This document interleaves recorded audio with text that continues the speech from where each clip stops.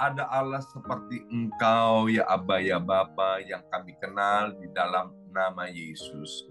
Kebaikan-Mu tak pernah berubah dulu, sekarang, sampai selama-lamanya. Kami ada sebagaimana kami ada hari ini, juga semata-mata karena kebaikan-Mu, karena kasih-Mu, dan anugerah-Mu. Mari kita berdoa bersama-sama. Ulangi seperti apa yang saya ucapkan.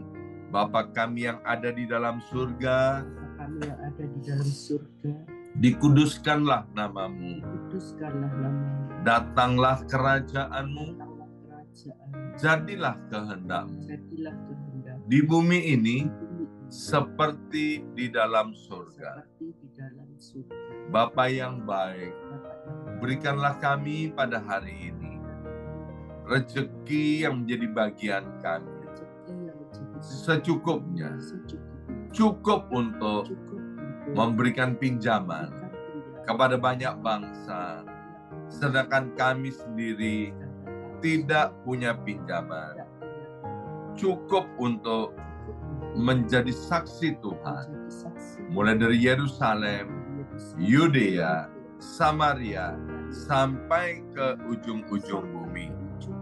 Cukup untuk menjadikan semua bangsa murid Kristus dan membaptis mereka dalam nama Yesus.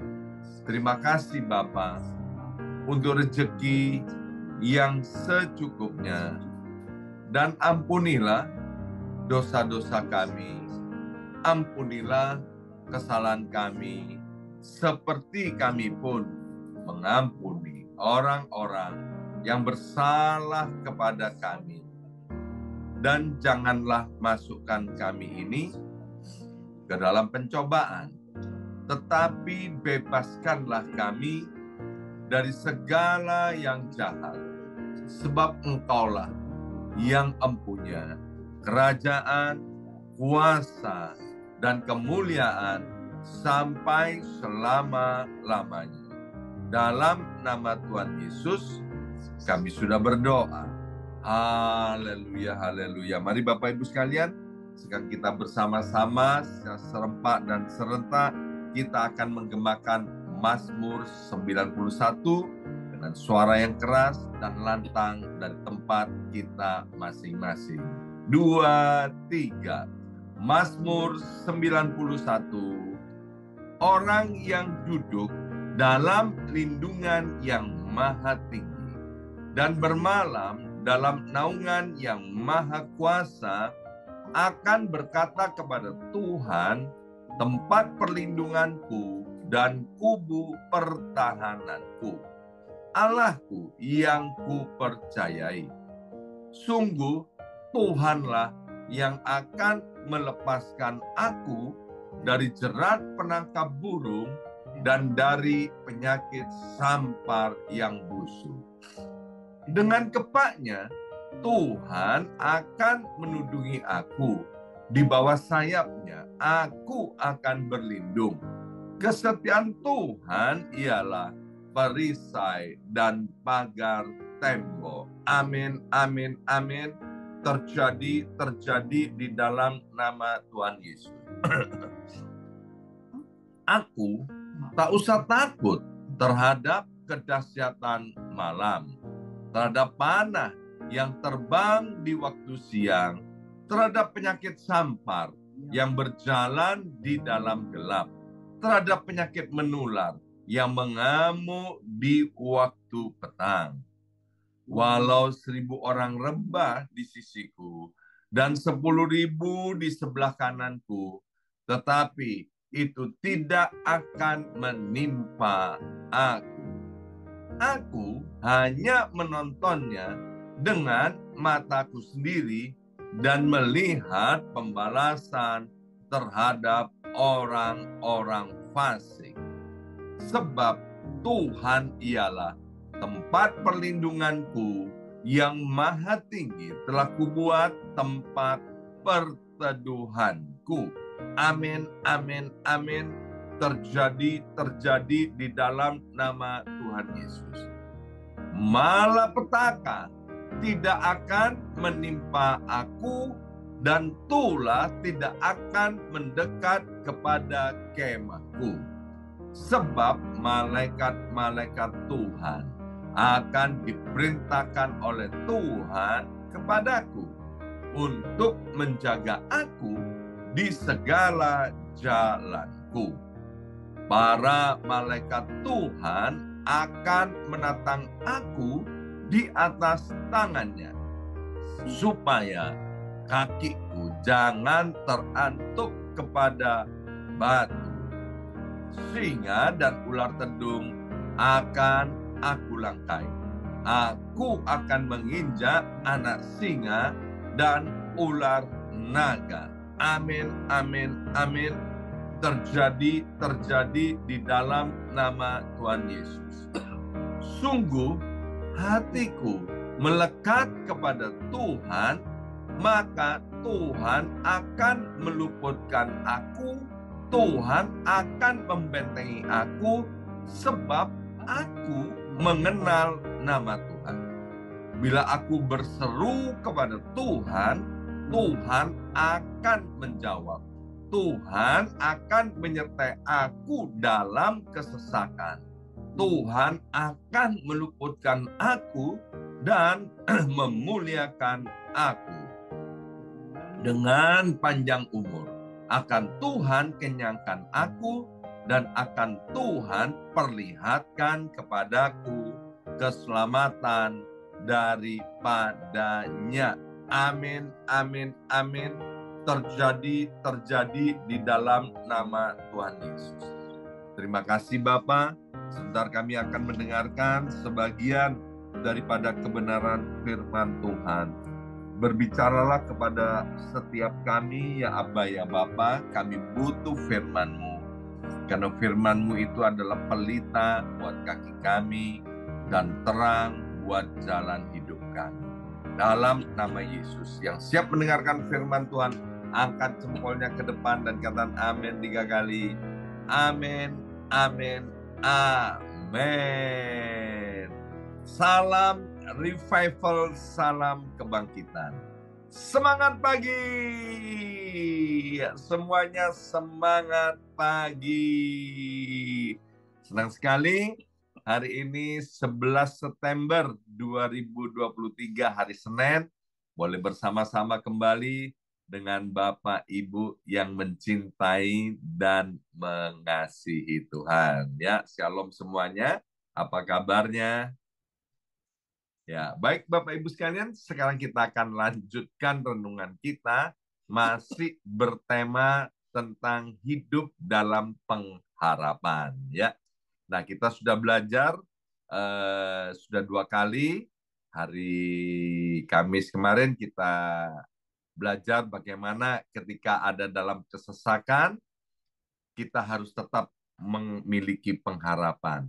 Ketika kita memiliki pengharapan, maka kita akan tetap teguh ketika menghadapi kesusahan maupun kesulitan. Ya.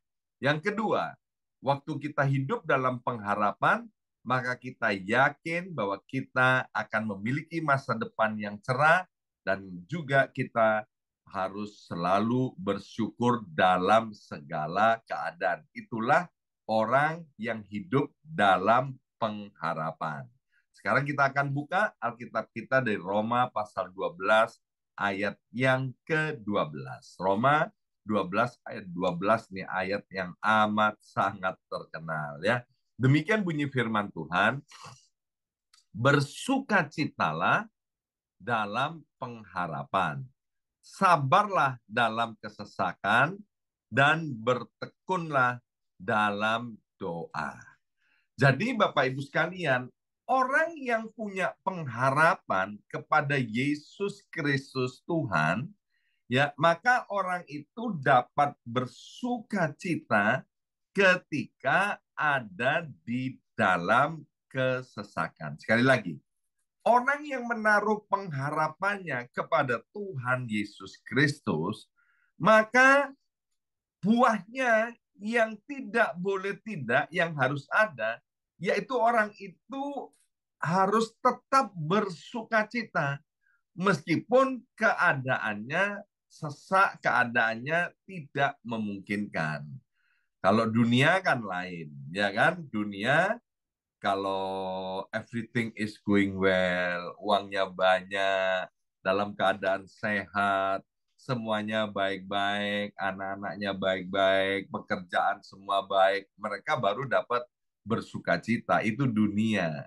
Tapi kita orang yang percaya kepada Yesus harus tampil beda, Bapak Ibu sekalian, ya. Sebab Tuhan kita Yesus Kristus seperti tadi waktu puji-pujian kita naikkan, dia adalah Tuhan Allah yang maha baik, Tuhan Allah yang mencintai dan mengasihi kita. Dia adalah Tuhan yang memelihara kita. Ingat, Mazmur 91 yang setiap hari kita dengung-dengungkan, ya, yang kita ucapkan, yang kita deklarasikan, salah satunya berkata, hati kita ini harus melekat kepada Tuhan. Kalau hati kita melekat kepada Tuhan, maka kita akan dilepaskan dari kesesakan. Maka anak Tuhan itu ketika dalam situasi apa saja, mereka bisa bersukacita. Bukan dengan kekuatan sendiri, tapi dengan kekuatan daripada Roh Kudus sendiri. Maaf Bapak Ibu sekalian, waktu saya tinggalkan istri saya dan anak-anak saya hidup dalam dosa. Pada mulanya Ibu Yongki hidupnya frustrasi, ya, malas untuk melakukan segala sesuatunya, kemudian menjadi putus asa. Tapi beberapa bulan kemudian, ketika mau ditolong oleh Roh Kudus, mau menerima penghiburan daripada Roh Kudus, maka Ibu Yoki mau bangkit, ya.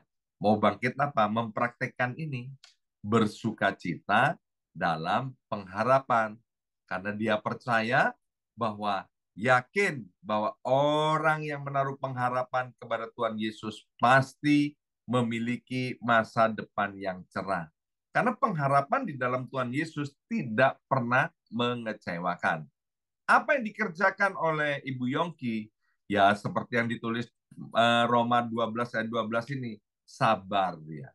Artinya sabar dalam kesesakan, yaitu tidak putus asa, tidak menyerah. Dan kemudian bertekun di dalam doa. Seringkali saya katakan, kita harus selalu berdoa. Berdoa kapan? Terus-menerus. Sampai kapan? Sampai doamu dijawab. Ya, dalam bahasa Inggrisnya push, pray until something happen. Kalau kita berdoa dengan tidak jemu-jemu, berdoa dengan terus-menerus, percayalah Bapak Ibu sekalian, karena kita ini anak Allah, kita miliknya, kita kepunyaannya. Waktu kita berdoa terus-menerus, waktunya akan tiba. Sebagai anak-anak Allah, kita akan menerima jawaban daripada doa-doa kita. Ya, sukacita itu merupakan tindakan, Bapak Ibu sekalian. Sukacita itu merupakan keputusan, ya, dan tindakan itu akan mempengaruhi perasaan kita. Jangan dibalik. Kalau kita ikut perasaan, perasaan itu kan gampang berubah-ubah, ya kan? Perasaan gampang berubah-ubah. Aduh, aku nggak mood, ya. Aku nggak enak, aku nggak nyaman nih. Aku nggak mau berdoa, nggak mau memuji Tuhan, nggak mau bersukacita karena perasaan. Tapi ketika kita memutuskan, aku mau bersukacita, maka perasaan kita akan berubah. Jadi sekali lagi, jangan mau kita dikendalikan oleh perasaan. Yang kedua, jangan mau kita dikendalikan oleh situasi, kondisi, dan keadaan. Yang ketiga, jangan mau kita ini dirimut oleh orang lain. Jadi untuk bersukacita itu adalah keputusan dari pribadi lepas pribadi. Amin. Dan dengan pertolongan daripada Roh Kudus, ketika kita ambil keputusan aku mau bersukacita, maka apa yang terjadi? Mari kita lihat dari Habakuk pasal 3, Habakuk pasal 3 ayat 17 sampai 19. Demikian bunyi firman Tuhan ayat 17. Sekalipun pohon ara tidak berbunga, pohon anggur tidak berbuah, hasil pohon zaitun mengecewakan. Sekalipun ladang-ladang tidak menghasilkan bahan makanan, kambing domba terhalau dari kurungan, dan tidak ada lembu sapi dalam kandang. Namun, aku akan bersorak-sorak di dalam Tuhan, beria-ria di dalam Allah yang menyelamatkan aku. Allah Tuhanku itu kekuatanku. Ia membuat kakiku seperti kaki rusa. Ia membiarkan aku berjejak di bukit-bukitku. Ya, tolong Habakuk pasal 3 ayat 17-19 ini dibaca berulang-ulang. Diingat-ingat Bapak Ibu sekalian. Seperti Habakuk ini dia menaruh keputusan, membuat keputusan. Apapun yang terjadi, aku akan bersorak-sorak, aku akan beria-ria di dalam Tuhan. Sebab apa? Tuhan itu, maaf, bukan Tuhan yang impoten. Bukan Tuhan yang lemah. Kemudian Tuhan gini, waduh anakku, persoalanmu terlalu rumit. Persoalanmu terlalu besar. Aku nggak bisa tolong kamu. Oh no. Dia adalah Tuhan Allah yang Maha Kuasa, yang kekuatannya, yang kasihnya, kebaikannya tidak pernah berubah dulu, sekarang, dan selama-lamanya. Maka itu Habakuk berkata, Allah Tuhanku itu kekuatanku. Maka itu Bapak Ibu sekalian, please jangan andalkan kekuatan jangan andalkan hidup ini pada kekuatan diri sendiri, tapi andalkan kehidupan ini pada kekuatan daripada Tuhan. Sebagai penolong dalam kesesakan, Tuhan Allah kita amat sangat terbukti. Habakuk mengalami banyak masalah dalam hidupnya ya. Coba lihat. Itu pohon ara tidak berbunga, pohon anggurnya tidak berbuah, hasil pohon zaitun mengecewakan, ladang-ladang tidak menghasilkan bahan makanan, kambing dombanya pada lari kabur ya, sapi sudah nggak ada di kandangnya. Jadi situasinya benar-benar nggak baik. Tapi Habakuk bisa tetap bersukacita. Jadi bagaimana kita ini agar supaya bisa bersukacita? Sekali lagi, itu merupakan keputusan, jangan dipengaruhi oleh perasaan. Yang kedua, Bapak Ibu ini sudah ada di jalur yang betul. Setiap hari memulai harinya bersama-sama dengan Tuhan. Itu dari ini jempol dah luar biasa ya. Bapak Ibu sedang mempraktekkan Matius 6 ayat 33. Carilah terlebih dahulu kerajaan Allah dan kebenarannya, maka semuanya akan ditambahkan kepadamu. Ya. Yang kedua, bagaimana supaya kita bisa bersukacita? Mulailah menyanyi.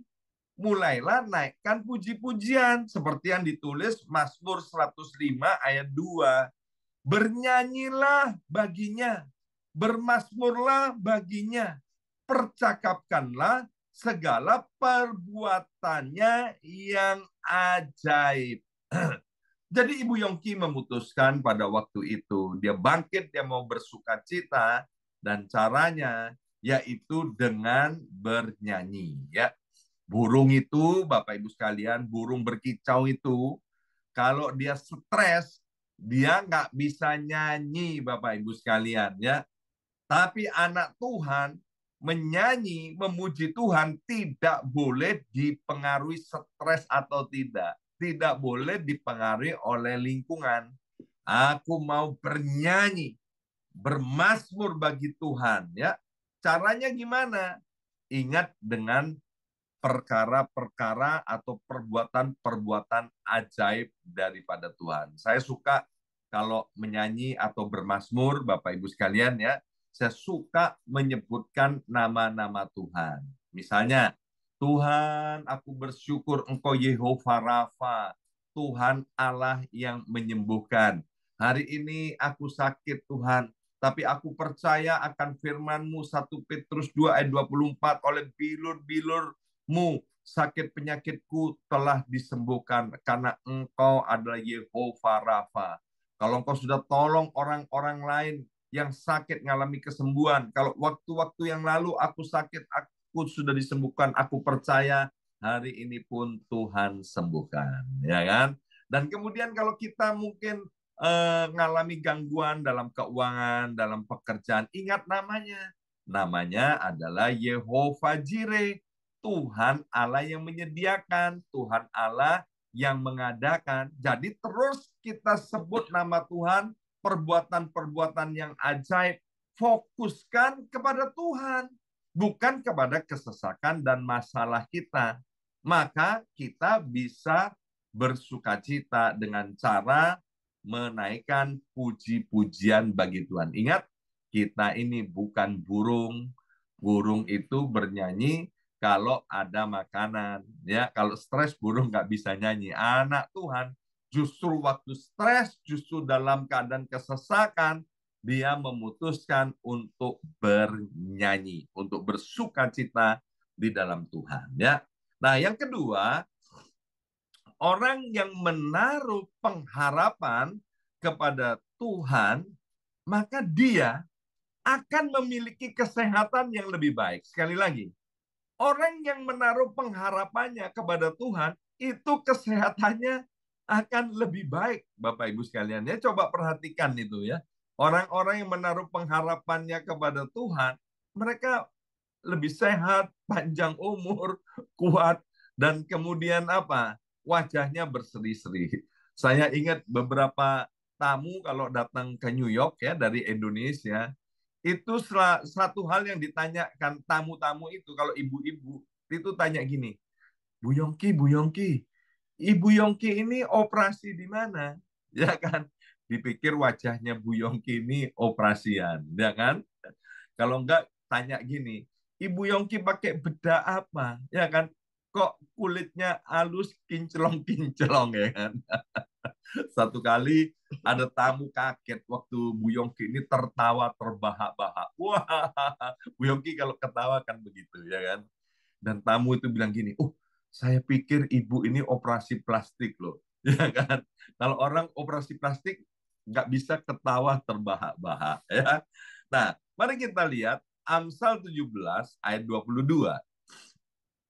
Hati yang gembira adalah obat yang manjur, tetapi semangat yang patah mengeringkan tulang. Ya, jadi Amsal ini berkali-kali bilang gini, jagalah hatimu dengan segala kewaspadaan, karena daripadanya lah terpancar kehidupan. Kita boleh shock, kita boleh sedih, kita boleh takut, kita boleh khawatir, kita boleh down, Bapak Ibu sekalian. Tapi please, jangan lama-lama.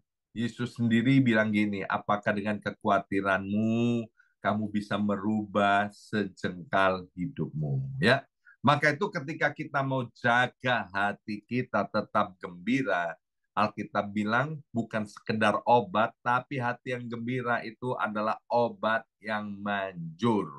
Waktu kita menaruhkan pengharapan kepada Tuhan, kita pasti hatinya bisa bergembira, dengan demikian memiliki efek, yaitu tubuh kita akan lebih sehat. Amin. Saya selalu suka berdoa agar Bapak Ibu sekalian dikaruniai panjang umur, sehat walafiat, dan juga dikaruniai menikmati hidup ini. Kalau seandainya di apotek ya kita bisa beli yang namanya gembira, pasti dokter itu akan tuliskan resep, ya kan? Beli gembira, minumlah sehari 7 kali supaya cepat sembuh ya. Kalau Bapak Ibu perhatikan dokter ya, dokter itu salah satu nasihatnya ya kan, ayo jangan susah-susah ya kan, ayo tetap gembira, kamu pasti sembuh ya. Ada dokter-dokter yang bisa berkata seperti itu loh, Bapak Ibu sekalian ya. Sayangnya di apotek nggak jual yang namanya gembira. Jadi hati yang gembira itu merupakan keputusan daripada kita. Ya, kalau kita kemudian patah semangat atau semangat kita jadi padam, nggak punya lagi semangat hidup dan lain sebagainya. Dengan kata lain, kita mengasihani diri sendiri, Bapak Ibu sekalian. Maaf loh, Bapak Ibu sekalian, ya, kita nanti lama-lama akan semakin mengecil keriput, dan kemudian selesailah sudah kisah hidup kita. 1 Korintus pasal 6 ayat 19 sampai dengan ayat yang ke-20. 1 Korintus pasal 6 ayat 19 sampai 20. Atau tidak tahukah kamu bahwa tubuhmu adalah bait Roh Kudus yang diam di dalam kamu? Perhatikan ini Bapak Ibu sekalian, kita harus percaya bahwa tubuh kita ini adalah bait Roh Kudus. Tubuh kita ini tempat kediaman Roh Allah. Ya, jangan anggap enteng istilah Roh Allah, jangan anggap enteng yang namanya Roh Kudus.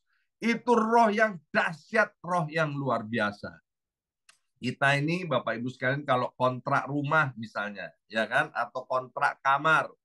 Kalau kamarnya itu atau rumahnya ada yang rusak, ada yang kotor, yang apa, kita mau perbaiki, ya, semampu-mampunya kita. Kenapa? Supaya kita betah tinggal di rumah kontrakan itu, di kamar kontrakan atau di rumah yang kita tinggal.